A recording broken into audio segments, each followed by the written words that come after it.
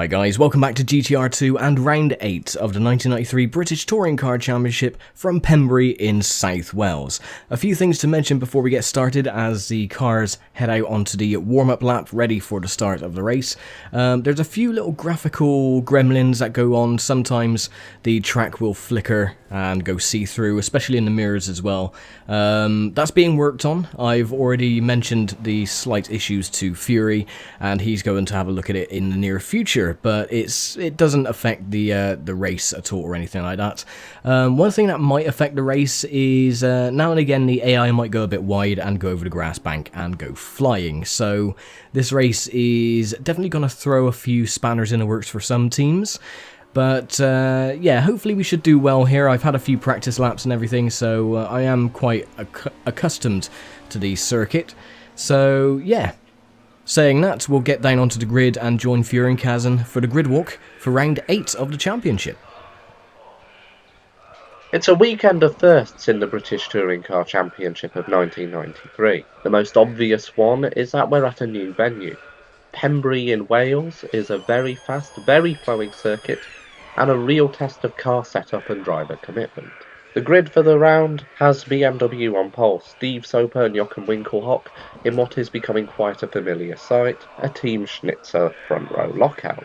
Row 2, Alain Menu giving chase in the Renault 19, David Leslie after a disastrous run of form recently, trying to put his Ecariakos Vauxhall back in the championship hunt.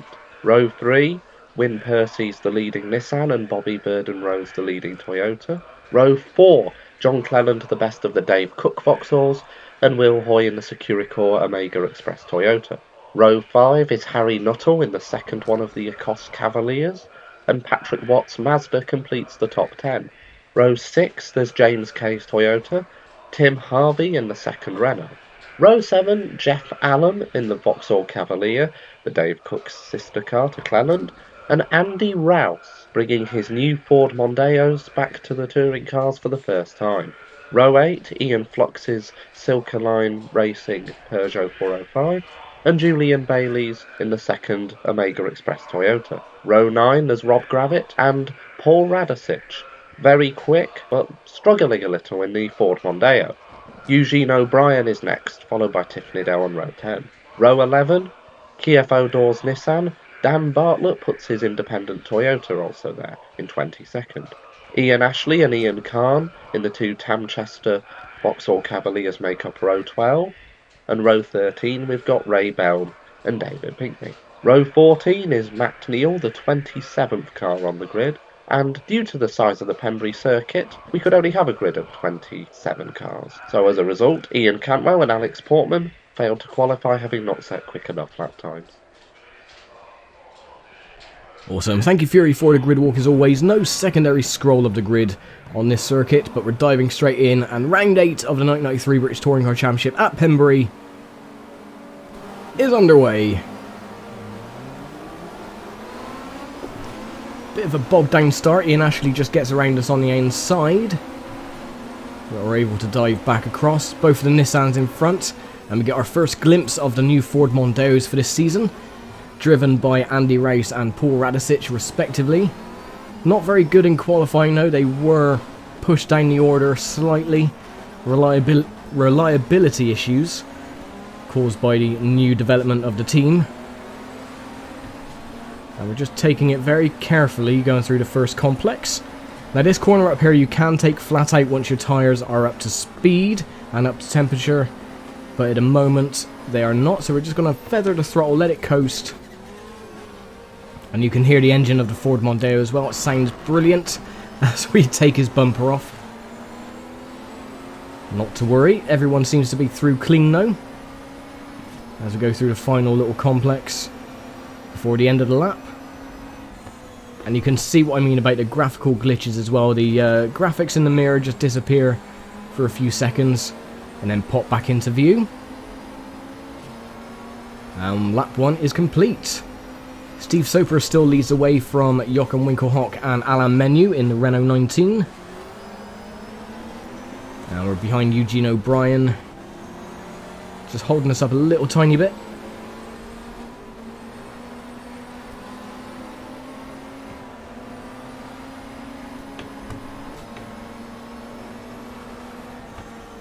And again, our tyres are not up to proper temperature yet, so we still have to feather the throttle going through that corner. But that sets us up perfectly for this little complex, a sharp right-hander. And again, the Peugeot's very slow off the exit of the corner there. And the Ford Mondeo of Paul Radicic coming up alongside of the Peugeot as well, it seems. He's also got the position. And he's going to try and take a position off me, but doesn't get it quite finished.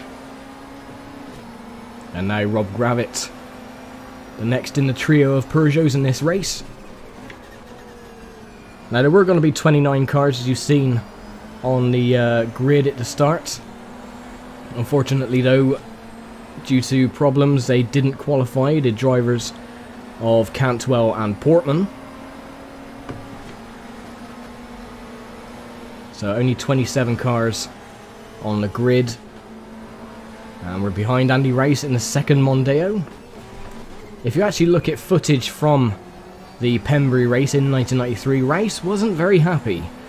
He actually retired halfway through because he was fed up with the bumping and boring. I think, quote him saying, "I want to go motor racing, not stock car racing, thank you very much," and then he stormed off like a little babby. But, oh well. And we take Keith O'Dore's bumper off, that's fine. It's just cosmetic damage, doesn't do anything to the performance. As we dive up the inside of Andy Rice, can we get the position done? Yes, we can. Last year's champion Tim Harvey just up ahead. Being out-qualified and outperformed by his teammate though, so a sign of things to come for the future.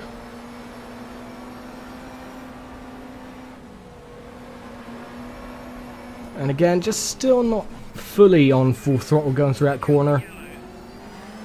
And we have an incident, it seems. John Cleland is off on the exit of the corner.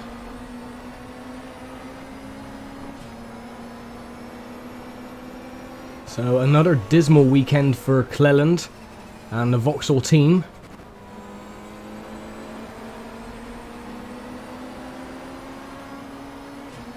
And I'm coming up to his teammate now, Jeff Allen. And this is only lap 5 of 30 for this race. And we're up into 13th place. So we could, if we carry on pushing like we are at the moment, could get a top 10. Which would be fantastic for our little Toyota team.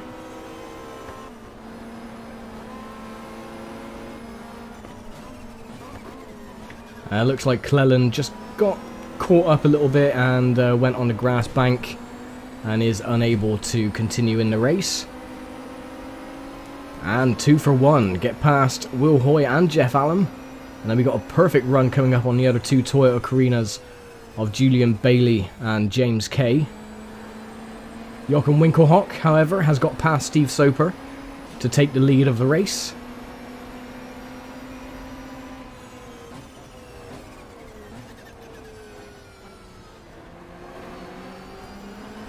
And we have Patrick Watt's little Mazda in a Carina sandwich at the moment. Oh, come on Bailey, play fair.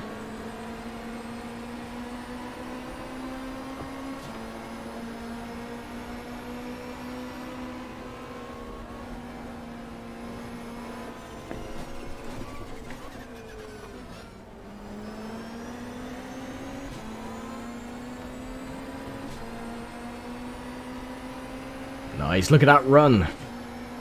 Past both of them, and now we're on our sights to Patrick Watts. Look at the run we got. Holy crap. That was phenomenal going up there. Bloody hell.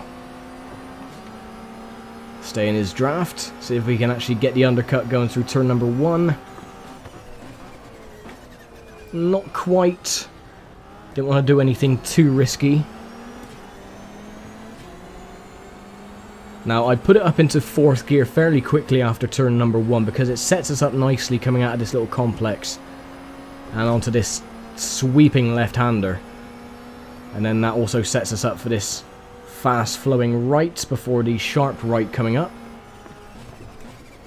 where we have to whack it back down into second gear.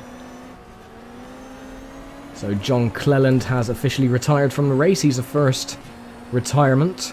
26 cars remaining. And we're only just coming up to lap number 8 of 30.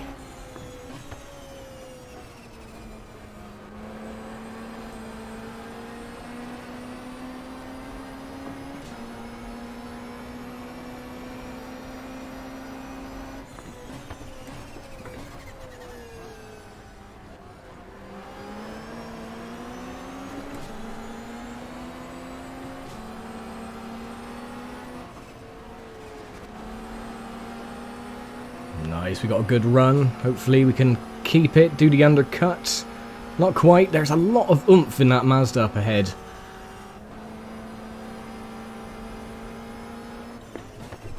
But let's see if we can get the advantage going through the tight right. Yes, we do. We get the advantage and we're up into 8th place. So we are storming away.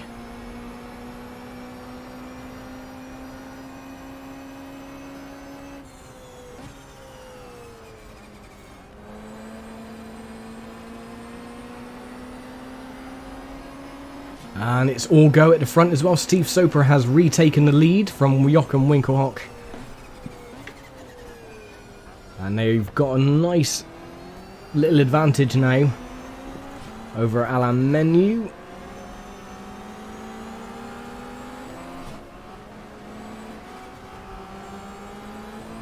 Sorry, I was too busy looking at the standings rather than what was going on ahead of me. Last thing I want to do is go over one of the grass embankments and fly off the circuit.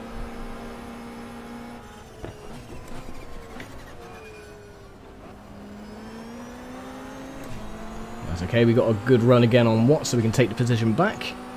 Back up into 8th, and now we just got the Carina of Bobby Verdon Rowe ahead. And then there's a huge gap to the next place driver.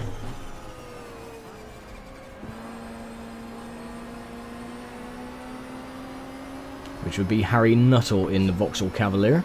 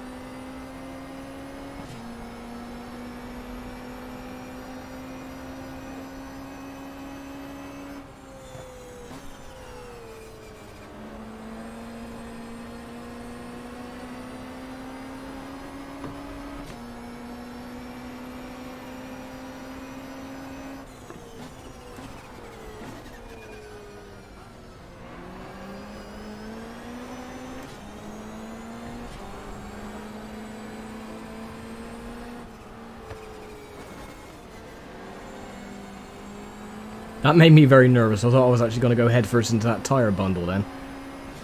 No, we're still good.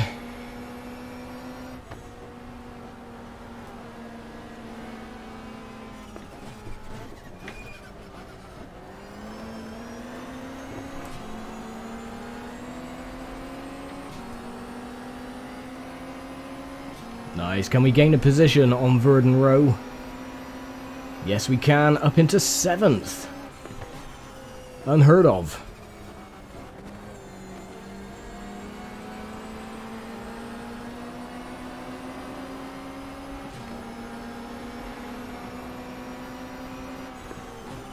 Well, we were up into 7th for a split second. Can we take it back? Not quite. Verdon Rowe still got the outside line and the inside line for this corner, but it's alright. We just muscle our way through and take the position anyway. Nice.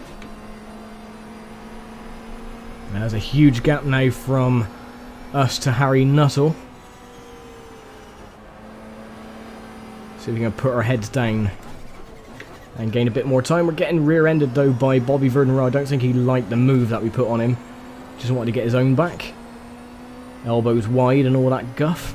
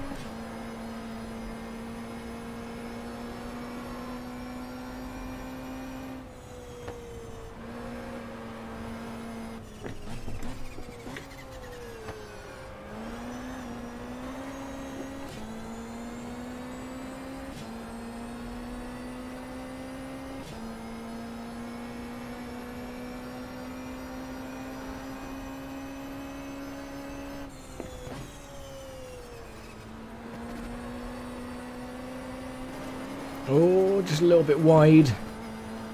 It's fine. We're fine, we're good.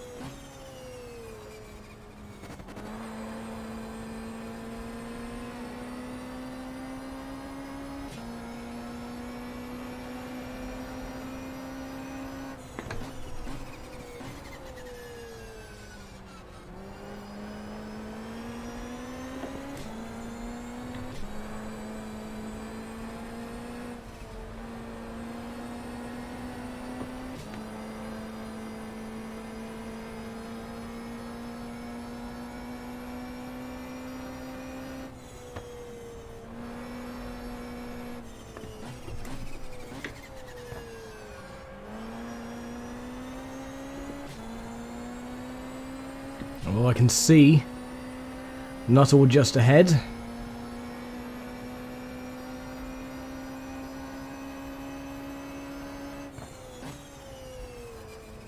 Oh man, I messed that line up. Going a bit too deep, just clip the grass on the inside. Can never get that corner spot on, and we get a new fastest lap. 56 and lucky sevens.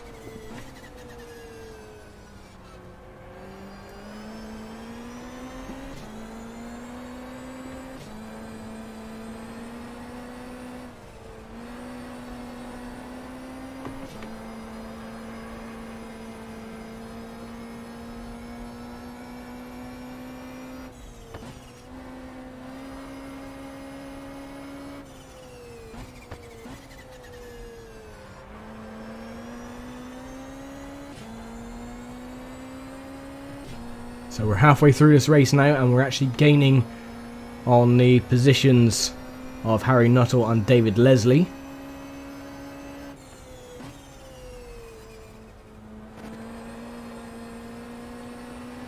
So let's see if we can actually put our heads down and see if we can actually gain another position before the end of the race. Everyone has become a bit more spread out now anyway. Steve Soper still leads the way from Joachim Winkelhock.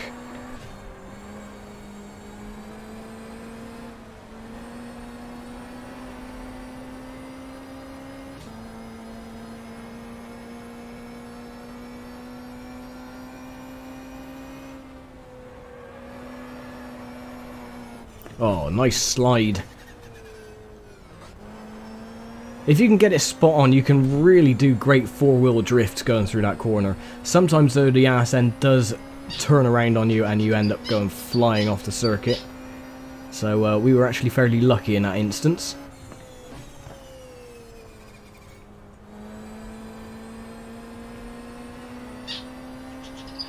Okay, cross the line again as we start lap 18.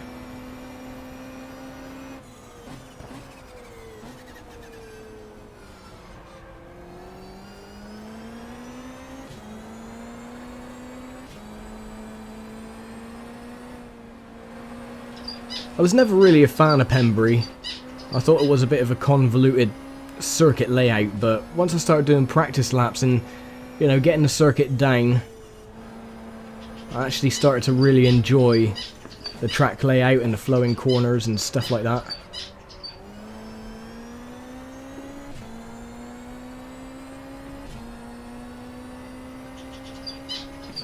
I think it's now part of my top 5 favourite tracks.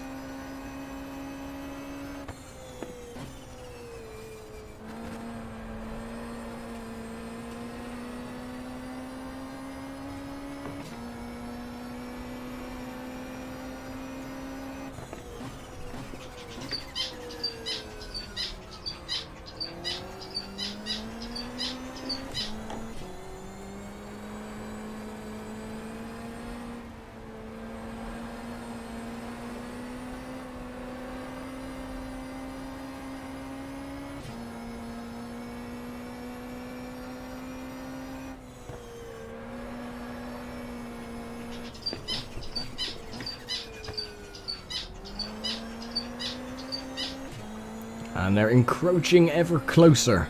I don't think we got enough time now to actually gain the positions. We've only got, well, coming up to lap 20. So, if we do, we have to do it in the last 10 laps. If we have enough time. And Jochen Winkelhock has retaken the first spot,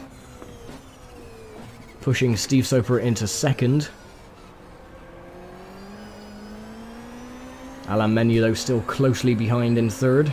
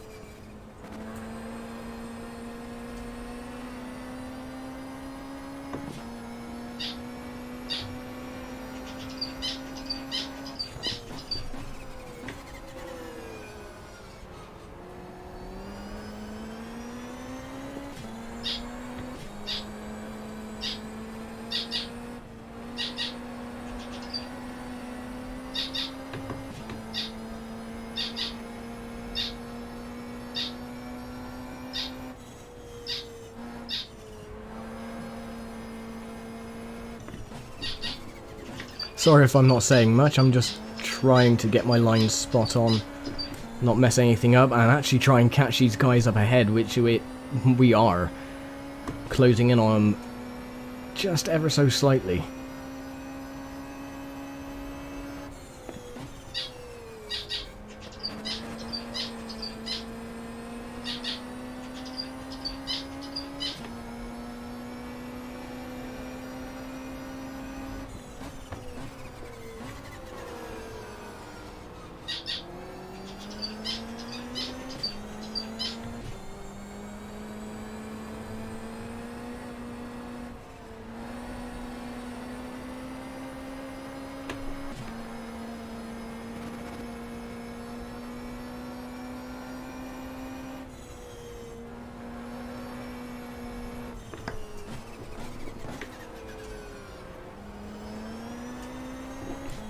Oh, so close.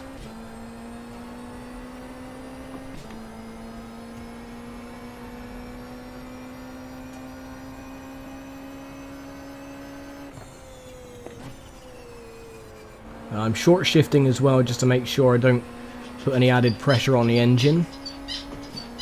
And we get another new fastest lap, 56.689.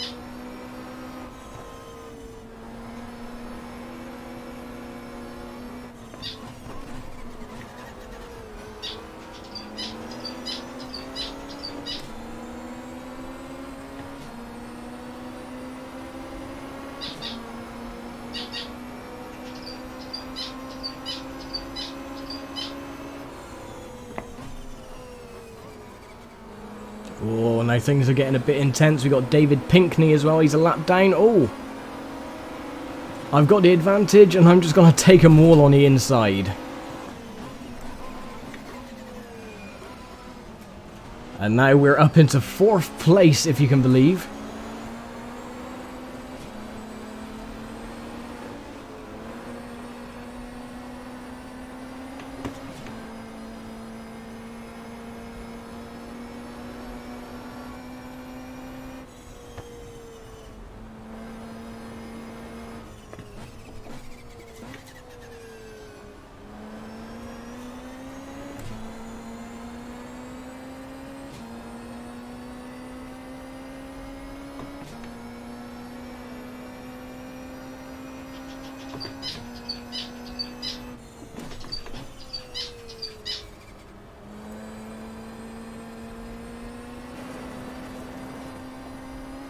Coming up to the final couple of laps.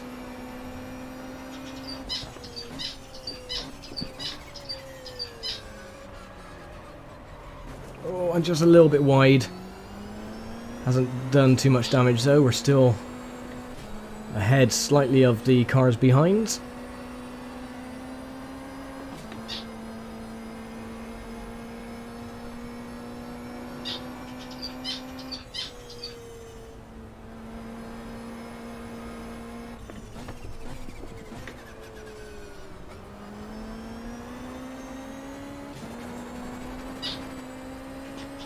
Unfortunately though, we haven't got enough laps to catch up with Alain Menu in 3rd.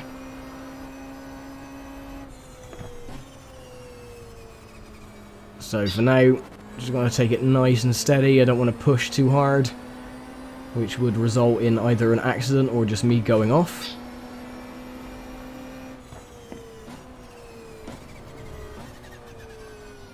And just let it coast instead.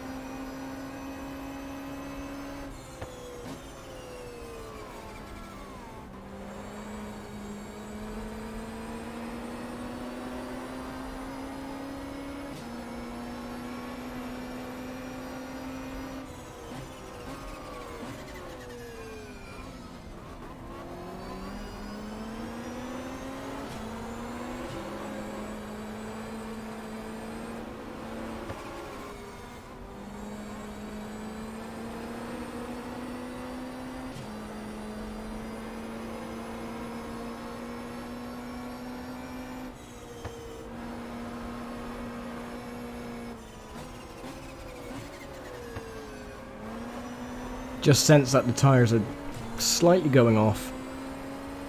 We're still keeping our slight advantage over the little gaggle behind us.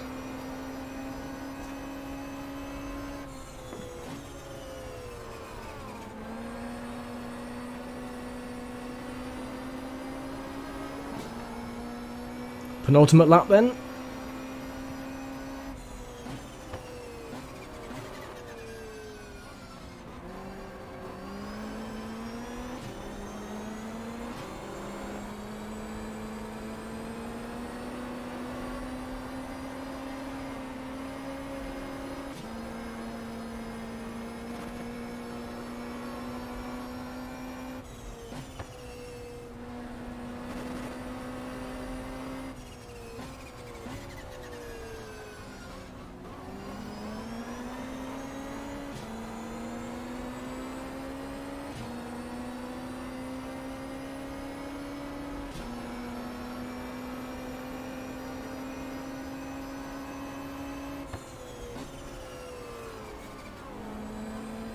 And here we go then, final lap.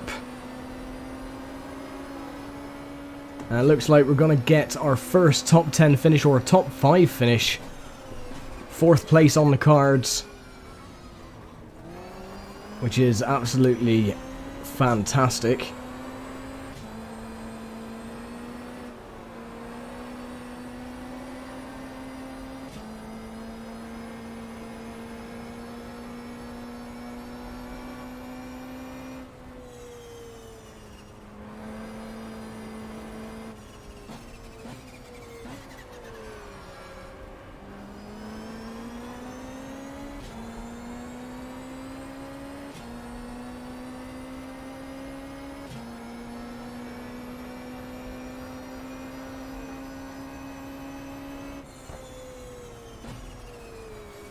And we just slowly coast home for a 4th place finish. How about that? Bloody hell. Wow, that went a lot better than expected, to be honest. I thought we were actually going to get, you know, swamped at the very start. Luckily we were able to escape with only a few scrapes. And yeah, that couldn't have gone any better, even if I wanted it to. 4th place. Enjoy it while it lasts, because guaranteed that won't happen next time. But yeah, holy crap, that was fantastic. So yeah, I'll go back to the pits and we'll join Jamie Day for the final race results. Hello guys, and welcome to the race roundup from the 8th round of the 1993 British Touring Car Championship, which occurred at Pembrey. My name is Jamie Day, and it is time to go through the manufacturer results. So, taking the top spot, we have Joachim Winkelhock, once again, no surprise, in the BMW 318, taking the maximum 15 points, while his teammate Steve Soper finished up behind him in second, taking 12 points, ensuring that the dominant force of the BMWs took back once again the maximum 27 points, and they edged closer to the title. 3rd place was Alain Menu in a very strong performance in his Renault 19, bringing back 10 points, finishing just behind the BMWs, and he finishes in front of the 2 Vauxhall Cavaliers of Harry Nuttall and David Leslie in that order. Nuttall took 8 points whilst Leslie took 6, and 14 points from Pembrey should be quite satisfying for the Vauxhall team. I think they will be very happy indeed. And the final spot of the top 6 was Wim Percy in the Nissan Primera, taking back 5 points. So, as we have gone through the manufacturer results, it is also time for the privateer race results, and taking the top spot of the privateers was Dan Bartlett in the Boots Opticians Toyota Carina. A very strong performance from him, ensuring that he takes 15 points ahead of Ian Khan in the Tamchester Vauxhall Cavalier Independence team. They take 12 points, whilst Ian Ashley in the Demon Tweaks Vauxhall take 10 points. Ray Bellman and Matt Neal in that order in the Daily Express BMW 318s take 8 and 6 points respectively, taking 14 points in total for the team, and David Pinkney follows up in the final top 6 spots in the BMW 318, taking away 5 points. So now that the classification has been finished, it is time to go through the manufacturer's point standings after round 8. So after round 8, it is Joachim Winkelhock at the top with a very big cushion to his teammate Steve Soper. 23 points separate Winkelhock and Soper. Soper is on 60 points, while he has an 11-point cushion to Alain Menu, who added 10 points to his tally today. He is on 49 points in front of David Leslie, who could have done with a few more points. A higher up position would have been better for him today, instead of finishing behind his teammate. He's on 41 points, whilst Tim Harvey is coming up behind with 36 points, ready to pounce and make it a Renault 3 and 4 in the manufacturer's point standings, whilst John Cleland takes the final spot in the top 6 with 29 points in the Vauxhall Cavalier. And last but by no means least, it is time to go through the privateer point standings after round 8. So after round 8, it is Dan Bartlett at the top in the Boots Opticians Toyota Carina. He is on 85 points. Very, very strong performance from him this season already. Whilst Ian Ashley in the Demon Tweaks Vauxhall Cavalier is 11 points behind on 74. Whilst he has a 6-point gap to Ray Belm in the BMW 318. Belm and his teammate Portman are separated by Ian Khan in the Vauxhall Cavalier, the Tamchester team, with 59 points, whilst last but no means least, in 6th place in the privateer point standings is David Pinkney in the BMW 318 with 45 points. So we pack up our things for a very successful race weekend here at Pembrey. Thanks to Fury for the grid walk and Jamie for the race results. And we'll be back on July the 22nd for the next round of the championship at Silverstone for the Grand Prix support race. So that'll be great. That's on the full Grand Prix track. And yeah, I will leave it here for now. So thank you very much for watching as always. And I will see you for the next round of the 1993 British Touring Car Championship. Take care.